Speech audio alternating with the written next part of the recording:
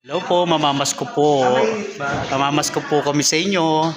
Okay. Uy, simulan mo na yung kanta natin para ano. My idea of a perfect Christmas is to spend it with you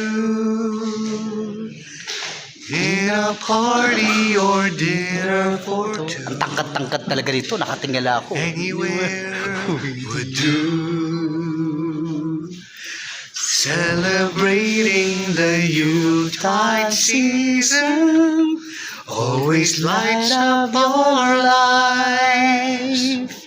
Simple pleasures are made special too when they're shared with you.